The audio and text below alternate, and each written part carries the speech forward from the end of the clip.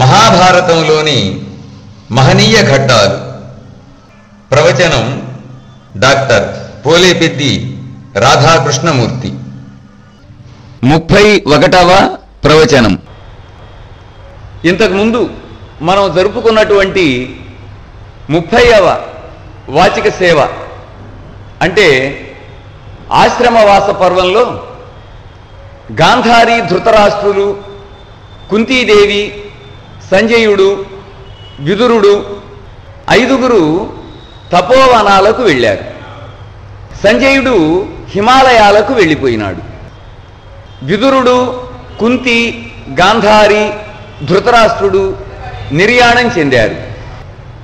ఇక ఈరోజు మనం జరుపుకోబోతూ ఉన్నటువంటి ఈ 31వ వాచిక సేవలో మహాభారతంలోని 18 పర్వాలలో 16వది, శాంతి సప్తకంలోని 7 పర్వాలలో 5వది అయినటువంటి మౌసల పర్వంలోని కథను, 18 పర్వాలలో 17వది, శాంతి సప్తకంలోని 7 పర్వాలలో 6వది అయినటువంటి మహాప్రస్థానిక పర్వంలోని కథను చెప్పుకుందాం. ఇప్పుడు 16వ పర్వం మౌసల పర్వం. ముసలం అంటే రోకలి అని అర్థం. ముసలానికి సంబంధించినది మౌసలం, ఒక విశేషమైనటువంటి రోకలి. దాని వలన జరిగినటువంటి వృత్తాంతము అంటే వధ ప్రధానంగా కలిగినటువంటి పర్వం గనక వేదవ్యాసుడు దీనికి మౌసల పర్వము అని పేరు పెట్టాడు. ఈ పర్వంలో మొట్టమొదటగా రాబోతూ ఉన్నటువంటి శీర్షిక యాదవ కులానికి ముసలము. హస్తినాపురంలో ధర్మరాజు సకల జనానురంజకంగా ధర్మ మార్గంలో రాజ్య పరిపాలన చేస్తూ ఉన్నాడు. 35 సంవత్సరాలు గడిచినాయి. 36వ సంవత్సరం ప్రవేశించింది. అంటే గాంధారి శ్రీకృష్ణుణ్ణి శపించినటువంటి సంవత్సరం ప్రవేశించింది. ధర్మజుని సామ్రాజ్యంలో అనేకమైనటువంటి ఉత్పాతాలు పుట్టినాయి. ఇవి ఒకరోజు పుట్టడం కాదండి, ప్రతిరోజు జరుగుతూనే ఉన్నాయి. వీటినన్నింటినీ చూశాడు ధర్మరాజు. ఆయన చింతాకులిత చిత్తుడైనాడు, చాలా బాధపడ్డాడు. ఏమి జరగబోతూ ఉన్నదో, ఎట్లా జరగబోతూ ఉన్నదో, ఏది జరిగినప్పటికీ కూడా వినాశనమే జరుగుతుంది, అశుభమే జరుగుతుంది అని ధర్మరాజు చాలా బాధపడుతూ ఉన్నాడు. ఇక అక్కడ ద్వారకా నగరంలో ఒక రోజున నారదుడు, విశ్వామిత్రుడు, కణ్వుడు ఈ ముగ్గురు కూడా శిష్య సమేతంగా ద్వారకా నగరానికి వచ్చారు. రాజవీధిలో నడుస్తూ ఉన్నారు. శ్రీకృష్ణుడికి సాంబుడు అనేటటువంటి కుమారుడు ఉన్నాడు. యాదవులు కొంతమంది ఈ సాంబుడికి స్త్రీ వేషం వేశారు. స్త్రీ వేషం వేసి వాణ్ణి ఈ మునీశ్వరుల దగ్గరికి తీసుకుని వెళ్ళారు. కపట భక్తితో నమస్కరించారు. యాదవులందరూ కూడా బ్రాహ్మణుల పట్ల, మునీశ్వరుల పట్ల, ఋషీశ్వరుల పట్ల, పరివిరాజకుల పట్ల, పెద్దల పట్ల అమితమైనటువంటి భక్తి కలిగినటువంటి వారు. అటువంటి వారు కూడా ఈ ముగ్గురికి కపటమైనటువంటి భక్తితోటి నమస్కారం చేశారు. నమస్కరించి, అయ్యలారా, ఈమె బభ్రుడి భార్య, బభ్రుడు అనేవాడు ఉన్నాడు, అతడి యొక్క భార్య, ఈమెకి సంతానం కలుగుతుందా లేదా అని అడిగారు. ఋషీశ్వరులు దివ్య దృష్టితోటి చూశారు, విషయాన్ని తెలుసుకున్నారు. తెలుసుకొని క్రుద్ధులైనారు. దుర్మార్గులారా, వీడు సాంబుడు అని మాకు తెలుసును. మీరు అడిగారు కదా, ఇతనికి కుమారుడు కలుగుతాడా అని అడిగారు కదా. మీ యాదవ కులాన్ని సర్వనాశనము చేసేటటువంటి ముసలము అంటే రోకలి వీడికి పుడుతుంది, పోండి అని శపించారు. శపించి, ఇక మనం వచ్చినటువంటి వేళ విశేషమేమీ బాగుండలేదు. అమిత భక్తి కలిగినటువంటి యాదవులే మన పట్ల ఈ రోజు ఈ విధంగా ప్రవర్తించారంటే ఇక శ్రీకృష్ణుణ్ణి సందర్శించటానికి ఇది తగినటువంటి సమయము కాదు అని కృష్ణ మందిరానికి వెళ్లకుండానే అక్కడి నుంచి వాళ్ళు వెనక్కి తిరిగి వెళ్ళిపోయినారు. ఈ విషయము శ్రీకృష్ణుడికి తెలిసింది. ఆయన అనుకున్నాడు, ఇదంతా కూడా విధాతృకరణీయము, లేకపోతే మా యాదవులేమిటి, ఆ నారదుడు, విశ్వామిత్రుడు, కణ్వుడు మొదలైన వాళ్ళ దగ్గరికి వెళ్ళటం ఏమిటి, వాడికి ఆ స్త్రీ వేషం వేయటం ఏమిటి, ఈ ప్రశ్న వేయటం ఏమిటి, ఇది విధాతృకరణీయము తప్ప ఇందులో మన వారి ప్రమేయము గాని మన వారి దోషము గాని ఏమీ లేదు అని అనుకున్నాడు. ఆ మరుసటి రోజే సాంబుడి కడుపులో నుండి యమదూత లాంటి అయో ముసలము అంటే ఇనుప రోకలి ఒకటి బయటకు వచ్చింది. యాదవులందరూ కూడా యాదవ రాజైనటువంటి వసుదేవుడి దగ్గరికి వెళ్ళారు. జరిగిన విషయం మొత్తము చెప్పారు. పూస గురిచినట్లుగా యథావిధిగా మొత్తము చెప్పి వారు శపించినట్లుగానే ముసలం పుట్టిందండి అని చెప్పారు. ఆ మాటని విని వసుదేవుడు భయకంపితుడైపోయినాడు. ఇక చేయగలిగింది ఏముంది గనక ఆ ఇనుప రోకలిని పొడి పొడి చేసి, ఇనుప రోకలి అండి, దాన్ని పొడి పొడి చేయాలంటే సామాన్యమైనటువంటి పని చూడండి, దాన్ని పొడి పొడి చేసి ఆ పొడిని సముద్రంలో కలిపివేయండి అని అన్నాడు. వాళ్ళు చాలా కష్టపడి అదే విధంగా చేశారు. ఆ ఇనుప రోకలిని పొడి పొడి చేశారు, దాన్ని ఏమన్నా సముద్ర జలంలో కలిపివేశారు. ద్వారకా నగరములో ఉత్పాతాలు పుట్టినాయి. అవి ఏ విధమైనటువంటి ఉత్పాతాలంటే చిలకలు గుడ్ల గూబలలాగా అరుస్తూ ఉన్నాయి, కుక్కలకు పిల్లులు పుడుతూ ఉన్నాయి. అప్పుడే వండినటువంటి అన్నములో నుంచి కూడా పురుగులు బయటికి వస్తూ ఉన్నాయి. పాసిపోయినటువంటి అన్నములో నుంచి, చెడిపోయినటువంటి అన్నములో నుంచి పురుగులు ఏ విధంగానైతే బయటకు వస్తూ ఉంటాయో అప్పుడే వండినటువంటి వేడివేడిగా ఉన్నటువంటి అన్నములో నుండి పురుగులు బయటకు వస్తూ ఉన్నాయి. కృష్ణుడు యాదవ వంశం నశించిపోయేటటువంటి సమయం ఆసన్నమైంది అనుకున్నాడు. అని అనుకొని ఒక ఆలోచన చేశాడు. ఏమిటంటే యాదవులందరూ మరణించవలసిందే, వీళ్ళందరూ ఎక్కడో ఒక చోట మరణించే కంటే ఒక పుణ్య ప్రదేశములో గనక మరణించినట్లయితే వీళ్ళకి కనీసం ఉత్తమ లోక నివాసమైనా వస్తుంది కదా అని అనుకున్నాడు. ఆయన చెప్పాడు కదా, మన యదు, వృష్ణి, భోజ, అంధకాది ప్రజలందరూ కూడా జాతర చేయవలసి ఉన్నది. దానికి గాను మనమందరం కూడా సముద్ర తీరానికి వెళ్ళాలి అని ఆయన ద్వారకా నగరములో చాటింపు వేయించాడు. ఆ రోజు రాత్రి కొందరు రాక్షసులు యాదవ వీరుల ఇళ్లలో పడి వాళ్ళ ఆయుధాలను, పతాకలను దొంగిలించుకొని పోయినారు. ఆ సమయంలో శ్రీకృష్ణుడి యొక్క సుదర్శన చక్రము ఆకాశములోకి ఎగిరిపోయింది. దాని వెంటనే అతడి గరుడ ధ్వజము, సుగ్రీవ, శైబ్య, వలాహక, మేఘ పుష్పాలు అనేటటువంటి అశ్వాలను పూంచినటువంటి అతని రథము, బలరాముడి యొక్క తాళధ్వజము, బలరాముడి ధ్వజము మీద తాటి చెట్టు ఉంటుందండి, అతని తాళధ్వజము అన్నీ కూడా ఒకదాని వెంట ఒకటి ఆకాశములోకి వెళ్ళిపోయినాయి.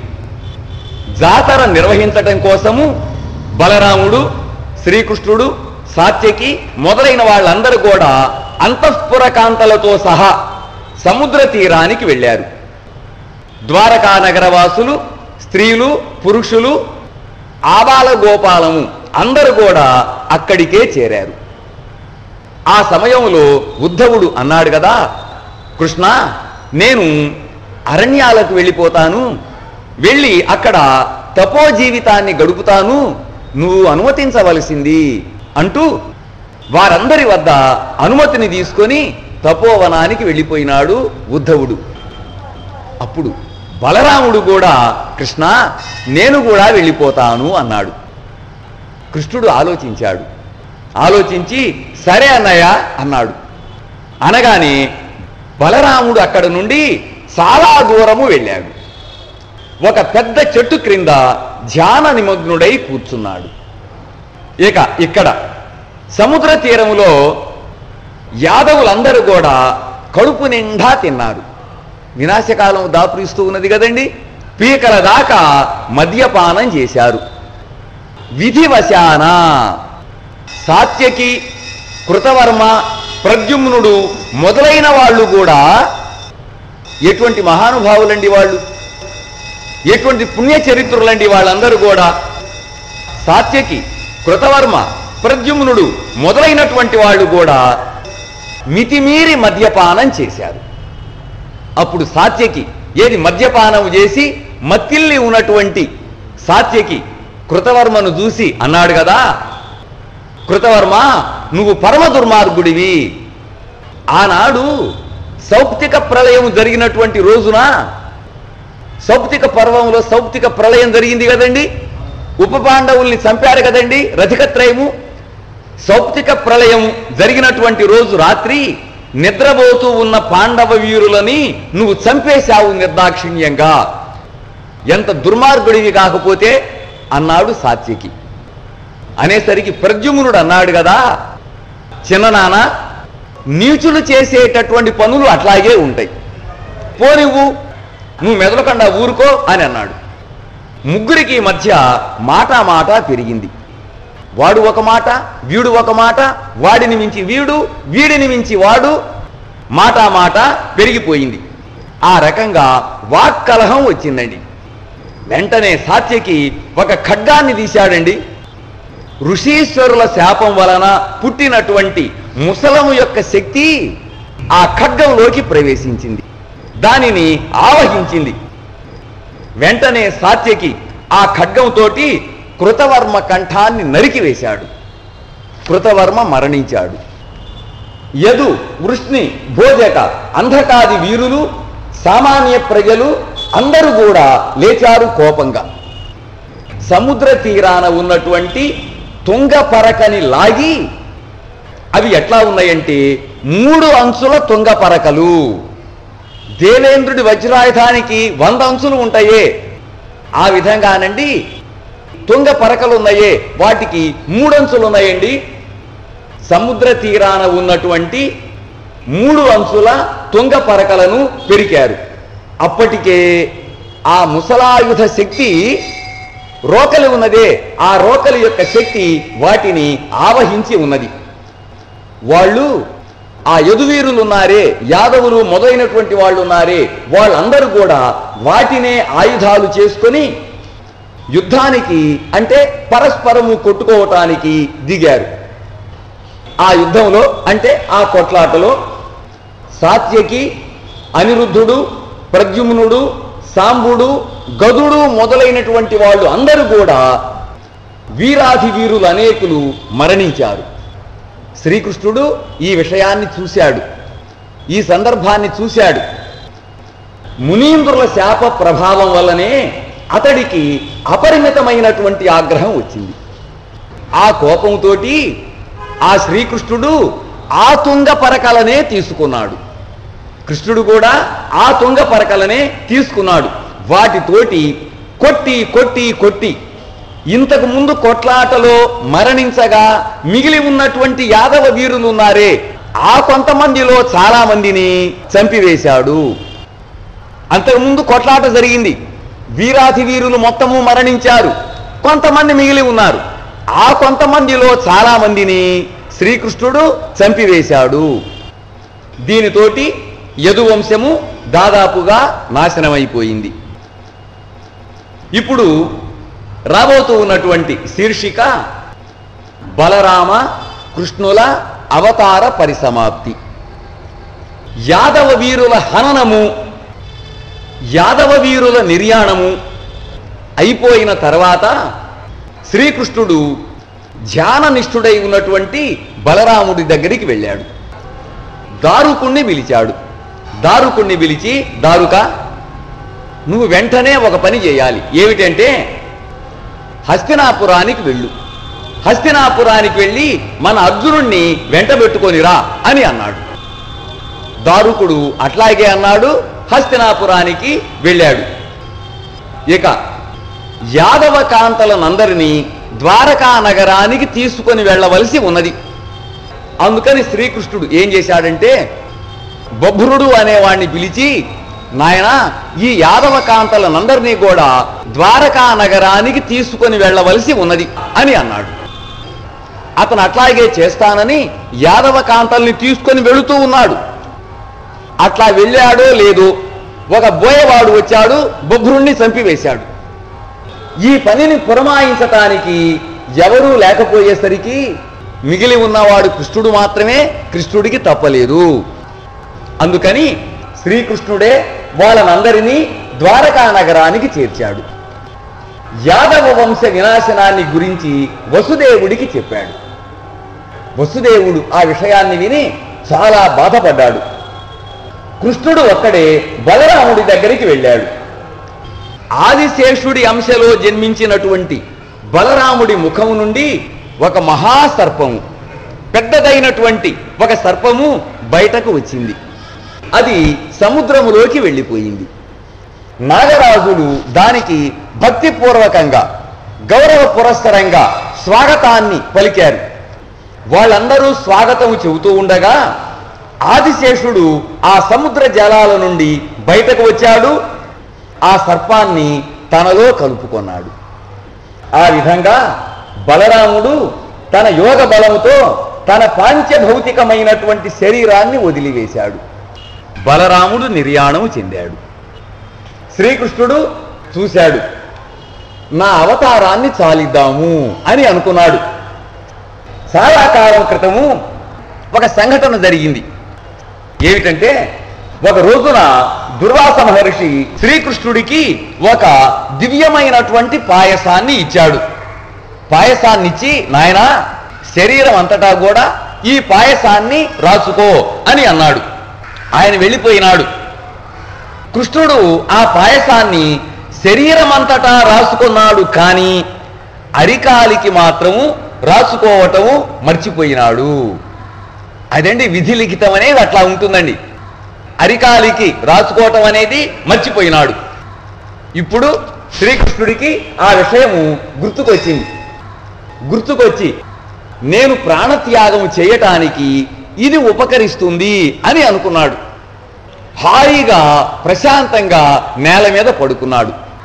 యోగ నిద్రలో శ్రీ మహావిష్ణుమూర్తి ఏ విధంగానైతే పడుకుంటాడో అదే విధంగా ఇప్పుడు శ్రీకృష్ణుడు కూడా వెల్లికిలా పడుకున్నాడు. ఎట్లా పడుకున్నాడు? కాలి మీద కాలు వేసుకొని హాయిగా పడుకున్నాడు. అక్కడికి ఆ సమయంలో ఒక బోయవాడు వచ్చాడు. శ్రీకృష్ణుణ్ణి చూశాడు. అదే సమయంలో జర అనే దేవత అడవిలోకి ప్రవేశించింది. దాని ప్రభావము చేత, జర అనే దేవత యొక్క ప్రభావం చేత ఆ బోయవాడు ఆ శ్రీకృష్ణుడి శరీరాన్ని జింక అని భ్రమించాడు. జింక అనుకొని బాణముతో కొట్టాడు. ఆ బాణం సరాసరి వెళ్ళి శ్రీకృష్ణుడి అరికాలికి తగిలి అరికాలిని చీల్చుకుంటూ వెళ్ళిపోయింది. బోయవాడు కృష్ణుడి దగ్గరికి వచ్చాడు. తన పొరపాటును తెలుసుకొని బాధపడ్డాడు, ఏడ్చాడు. కృష్ణుడు చూశాడు. చూసి ఆ బోయవాణ్ణి ఓదార్చాడు. నాయనా, ఇందులో నీ తప్పు ఏమీ లేదు. ఇట్లా జరగవలసి ఉన్నది గనక జరిగింది. నువ్వేమీ బాధపడవద్దు. వెళ్ళిపోవటానికి ఏదో ఒక మార్గం ఉండాలి కదండి. ఆ మార్గం ఈ విధంగా వచ్చింది అని శ్రీకృష్ణుడు బోయవాడిని ఓదార్చాడు. ఆ తర్వాత శ్రీకృష్ణుడు మానుషమైనటువంటి, అంటే పాంచభౌతికమైనటువంటి తన శరీరాన్ని విడిచివేశాడు. శ్రీకృష్ణుడు నిర్యాణం చెందాడు. మునివరులు, సిద్ధులు, ఏకాదశ రుద్రులు, అష్టవసువులు, సప్తమరుత్తులు, ద్వాదశాదిత్యులు, విశ్వముఖాది దేవతలు, దేవేంద్రుడు, వీళ్ళందరూ కూడా గగనతలములో నిలబడి, వీళ్ళందరూ కూడా ఆకాశములో నిలబడి స్వాగతము పలుకుతూ ఉండగా శ్రీకృష్ణుడు పరమపదానికి, అంటే తన స్వస్థానానికి అంటే వైకుంఠానికి వెళ్ళిపోయినాడు. అనాద్యంతమైనటువంటి ఆది అంతము లేనటువంటి తన స్థానంలో అంటే ఆదిశేష తల్పం మీద కూర్చున్నాడు శ్రీకృష్ణ పరమాత్మ. విష్ణుమూర్తి రూపంలో ఆ శేష తల్పం మీద కూర్చున్నాడు. ఆ తర్వాత వస్తూ ఉన్నటువంటి శీర్షిక అర్జున పరాజయము. శ్రీకృష్ణుడు చెప్పినట్లుగానే దారుకుడు హస్తినాపురానికి వెళ్ళాడు. యాదవ వంశ వినాశనాన్ని గురించి పాండవులకు చెప్పాడు. ఆ విషయాన్ని విని పాండవులందరూ కూడా శోకించారు.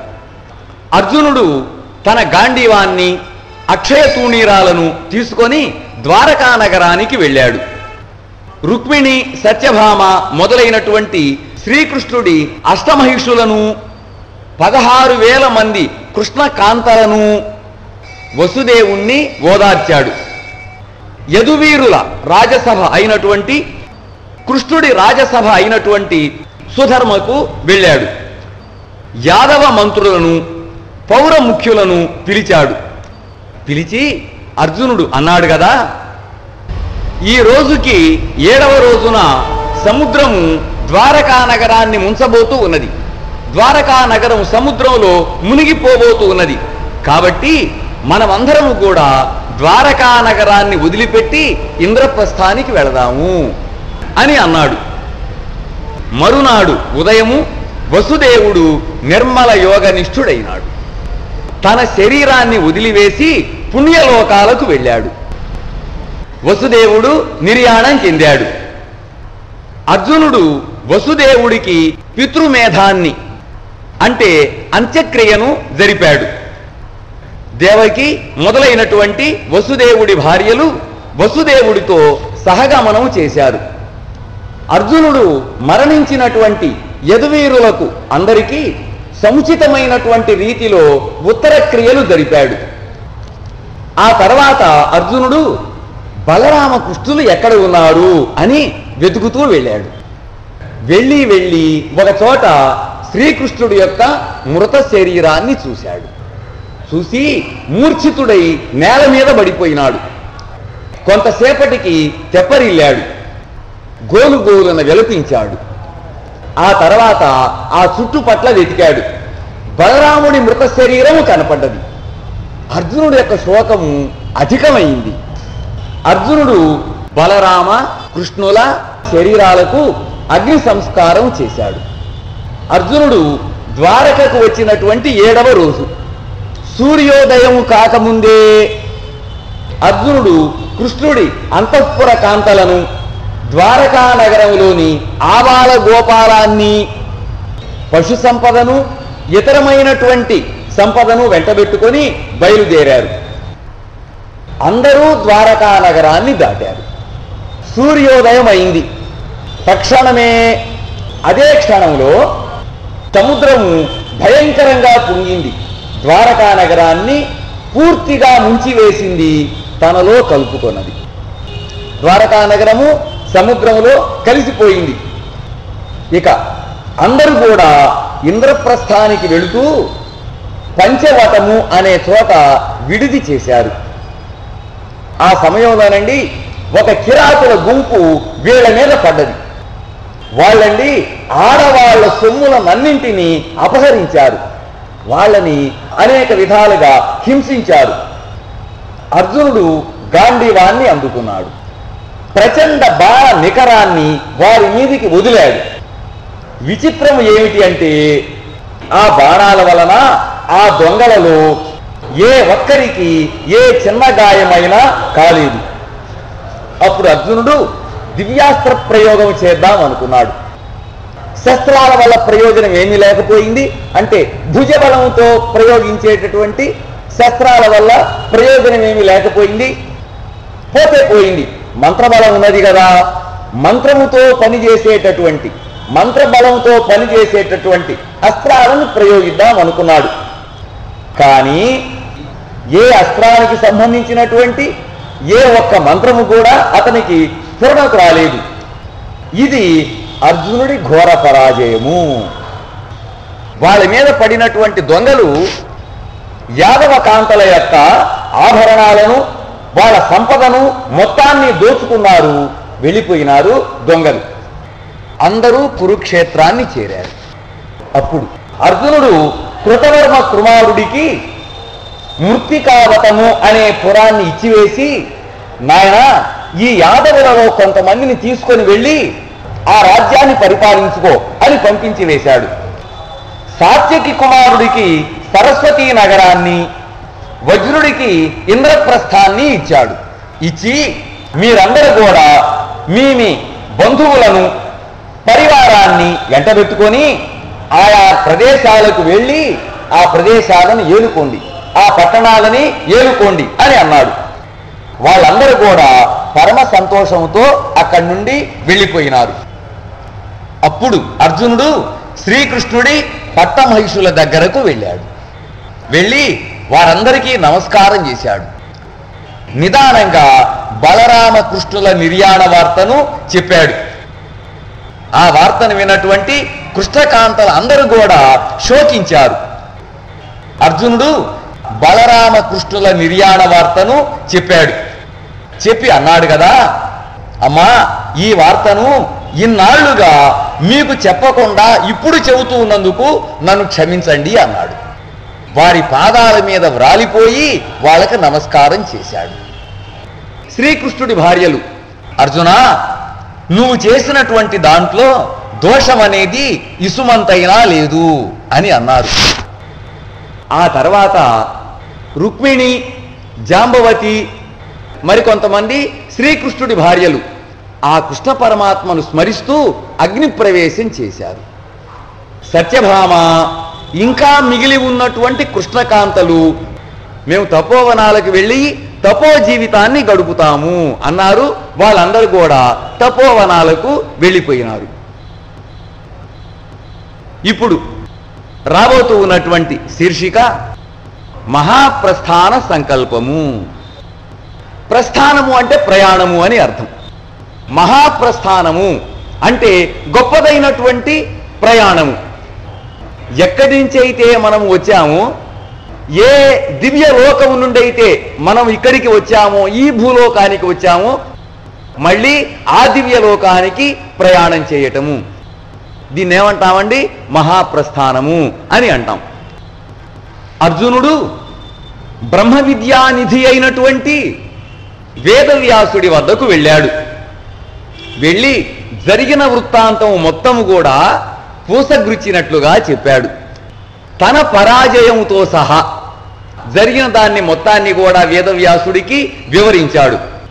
వివరించి, మహాత్మా ఇక మా కర్తవ్యం ఏమిటి?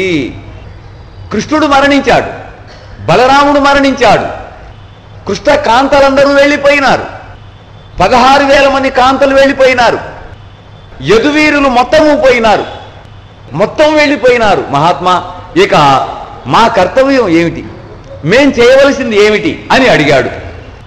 అప్పుడు వేదవ్యాసుడు అన్నాడు కదా, నాయనా ఇప్పుడు నువ్వు ఏదైతే నాకు చెప్పావో ఆ మొత్తము కూడా విధి నిర్ణయానుసారమే జరిగింది. కృష్ణ నిర్యాణము, బలరామ నిర్యాణము గాని, నీ పరాజయము గాని, ఇవి అన్నీ కూడా కేవలం దైవ సంకల్పాలు. లేకపోతే కృష్ణ నిర్యాణం ఏమిటి, బలరామ నిర్యాణం ఏమిటి, అర్జున పరాజయం ఏమిటి, యాదవ కులానికి ముసలం ముట్టడం ఏమిటి, ఇవన్నీ కూడా జరగకూడనటువంటి విషయాలు కానీ జరిగినాయి అని అర్జునుణ్ణి ఓదార్చాడు.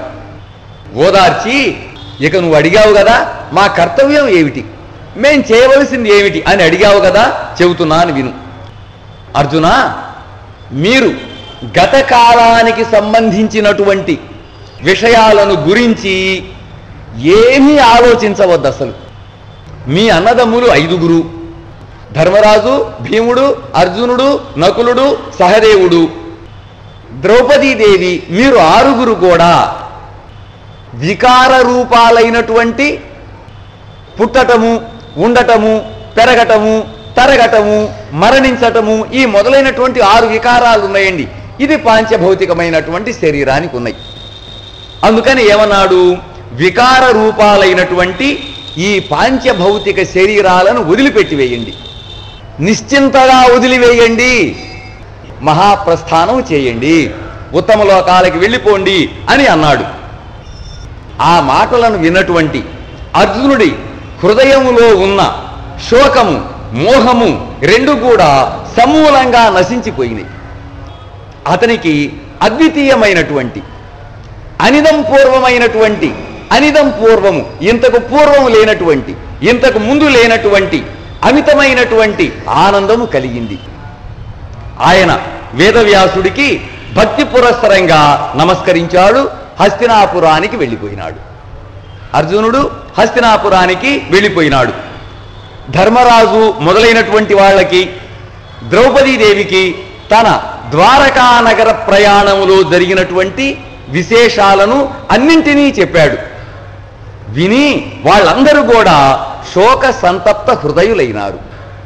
ఆ తర్వాత అర్జునుడు, నేను వేదవ్యాసుడి దగ్గరికి వెళ్ళాను, మన కర్తవ్యం ఏమిటి అని అడిగాను.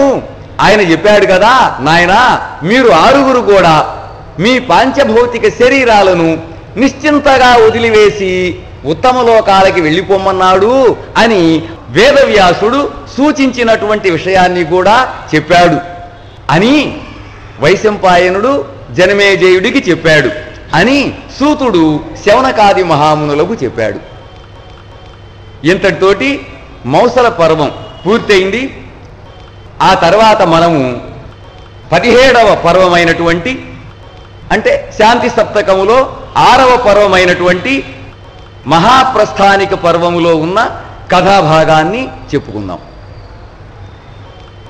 ఇప్పుడు 17వ పర్వం మహాప్రస్థానిక పర్వం. ఇందులో ముందుగా రాబోతూ ఉన్నటువంటి శీర్షిక భీమాదుల పతనము, అంటే భీముడు మొదలైనటువంటి వాళ్ళు క్రింద పడిపోవటము అని అర్థం. భీమాదుల పతనము. ధర్మరాజు, భీముడు, అర్జునుడు, నకులుడు, సహదేవుడు, ద్రౌపదీదేవి వేదవ్యాసుడు సూచించిన విధంగానే ఇహలోక జీవితాలను చాలించి పరలోకాలకి, అంటే ఉత్తమ లోకానికి వెళ్ళటానికి నిర్ణయించుకున్నారు. ధర్మరాజు తమ పౌత్రుడైనటువంటి, అంటే ఉత్తరాభిమన్యుల యొక్క కుమారుడైనటువంటి పరీక్షిత్తును హస్తినాపురానికి సమ్రాట్టుగా అభిషేకించాడు. ఇప్పుడు హస్తినాపురాన్ని ఎవరు పరిపాలించాలి? పరీక్షిత్ మహారాజు పరిపాలించాలి. అభిషేకించాడు. అతన్ని జాగ్రత్తగా కనిపెట్టుకొని ఉండే బాధ్యతను, తగిన సమయములో తగిన సూచనలను ఇచ్చేటటువంటి బాధ్యతను, అంటే పెద్ద దిక్కుగా ఉండేటటువంటి బాధ్యతను యుయుత్సుడికి, కృపాచార్యుడికి, ధౌమ్యుడికి, సుభద్రకు అప్పగించాడు. పాండవులు 5గురు, 6వదిగా ద్రౌపది నారవస్త్రాలను ధరించారు. మహాప్రస్థానానికి, అంటే పరలోక ప్రయాణానికి తగినటువంటి ధార్మిక విధులను అన్నింటినీ కూడా నిర్వహించారు. విశేషమైనటువంటి దానాలను చేశారు. అగ్నులను నీటిలో కలిపివేశారు. అంతఃపురం నుండి బయటకు వచ్చారు. ఊర్ధ్వలోక ప్రయాణాన్ని ప్రారంభించారు. ఈ 6గురి వెంట 7వదిగా ఒక శునకము, అంటే ఒక కుక్క కూడా బయలుదేరింది. పంచపాండవులు 5గురు, 6వది ద్రౌపది, 7వది కుక్క. ఈ 7గురు కూడా ఊర్ధ్వలోక ప్రయాణాన్ని, అంటే మహాప్రస్థానాన్ని ప్రారంభించారు. హస్తినాపుర పౌరులు అనేకులు వాళ్ళ వెంట చాలా దూరం వెళ్ళారు. ధర్మరాజు వాళ్ళనందరినీ కూడా వెనక్కి పంపించేశాడు. ఆ సమయంలో అర్జునుడి భార్య ఉలూచి నాగలోకానికి వెళ్ళిపోయింది. అర్జునుడి యొక్క మరొక భార్య చిత్రాంగద తమ కుమారుడైనటువంటి బభ్రువాహనుడి దగ్గరికి వెళ్ళిపోయింది, అంటే మణిపురానికి వెళ్ళిపోయింది. ధర్మరాజు, భీముడు, అర్జునుడు, నకులుడు, సహదేవుడు, ద్రౌపది, కుక్క ఈ 7గురు కూడా గంగా నదిని సమీపించారు. అక్కడ నుండి అందరూ యోగ శక్తితో తూర్పు సముద్ర తీరాన్ని చేరారు. అర్జునుడు తన గాంధీవాన్ని అక్షయ తూణీరాలను ఆ సముద్రంలో వదిలివేశాడు. అంటే నిమజ్జనం చేసి వేశాడు. అందరూ అక్కడ నుండి దక్షిణ సముద్ర తీరానికి, అక్కడ నుండి పశ్చిమ సముద్ర తీరానికి, అక్కడ నుండి ఉత్తర దిశగా ఉన్నటువంటి హిమాలయ పర్వతాల వద్దకు వెళ్ళారు. దానిని దాటి మేరు పర్వత భూములకు వెళ్ళారు.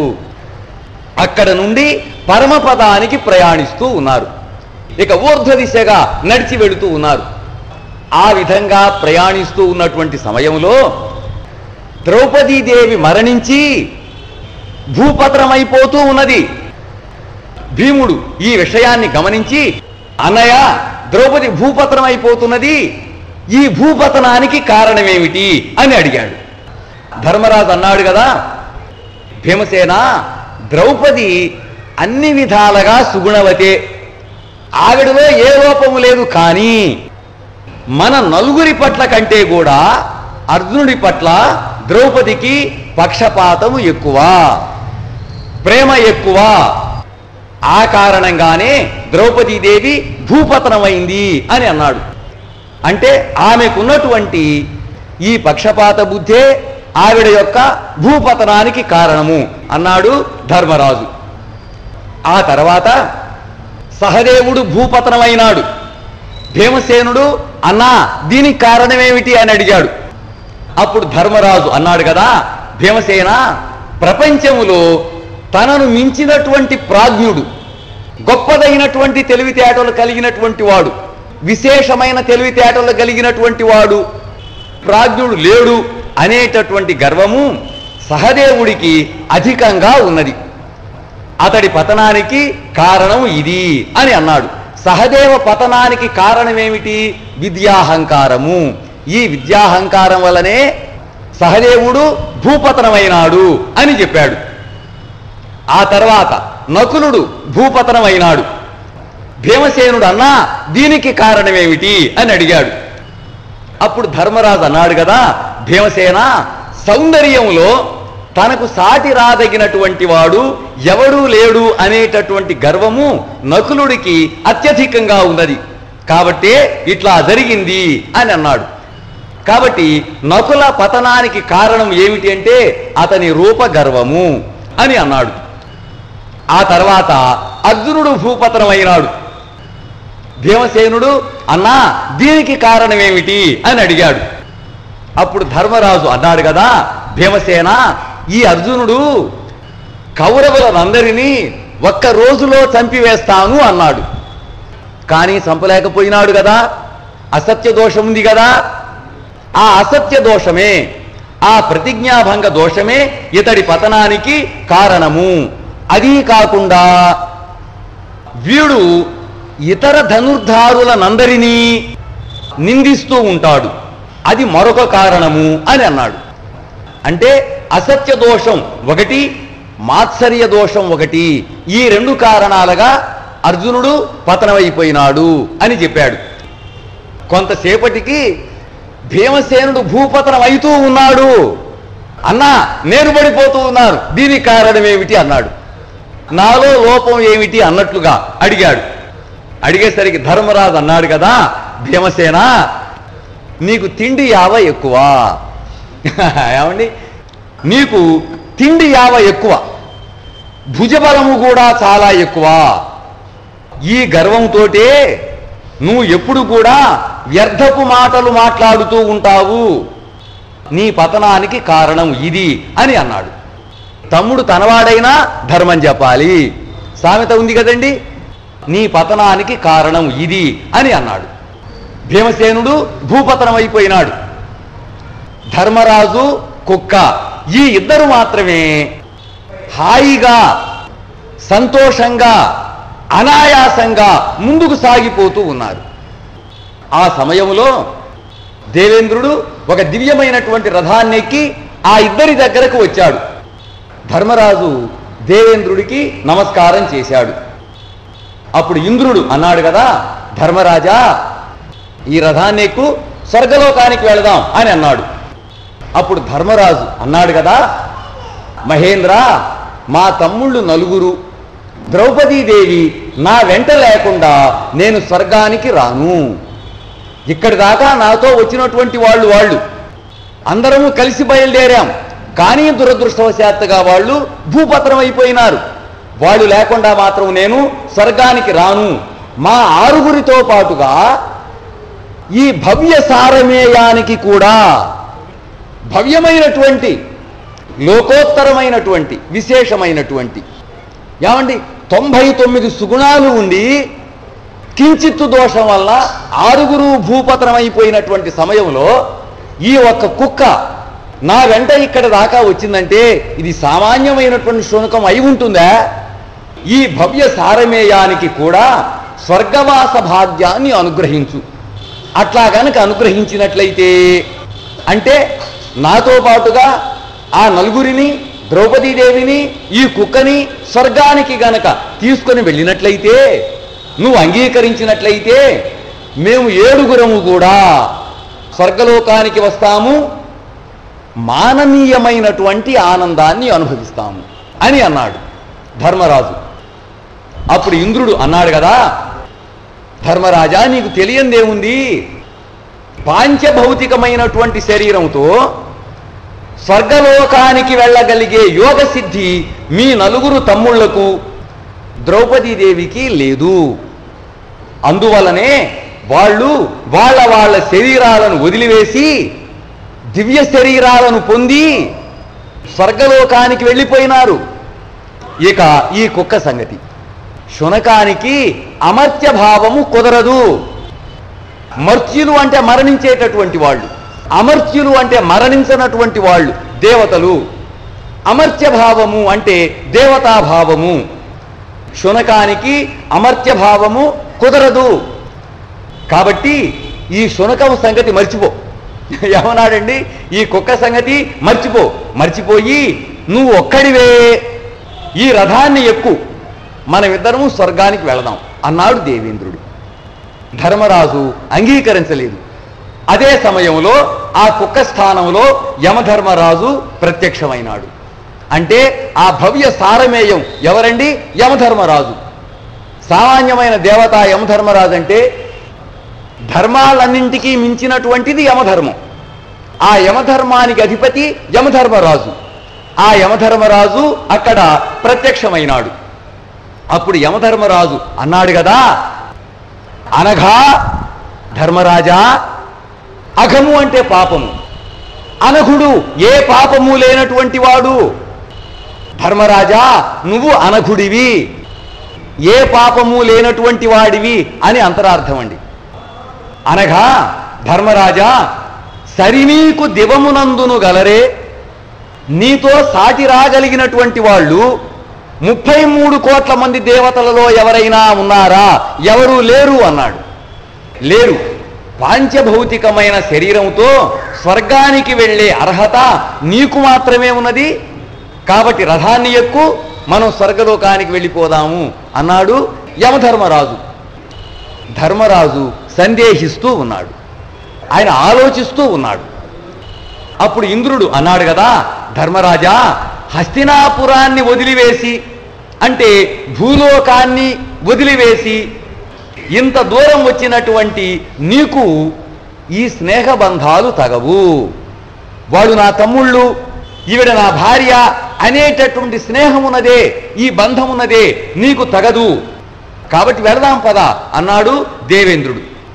అప్పుడు ధర్మరాజు అన్నాడు కదా, నిజమే కాని మహేంద్ర, మా తమ్ముళ్ళు ద్రౌపది అందరూ కూడా స్వర్గలోకానికి వెళ్ళిపోయినారు అని చెప్పావు. ఒక్కసారి వాళ్ళందరినీ నాకు చూపించు. వారిని చూసిన తర్వాత నేను నీతో పాటుగా స్వర్గలోకానికి వస్తాను, అక్కడి ఆనందాన్ని అనుభవిస్తాను అన్నాడు ధర్మరాజు. ధర్మరాజు ఆ విధంగా అన్నాడు అని వైశంపాయనుడు జనమేజయుడికి చెప్పాడు అని సూతుడు శౌనకాది మహామునులకు చెప్పాడు. దీనితోటి మహాప్రస్థానిక పర్వం పూర్తి అయింది.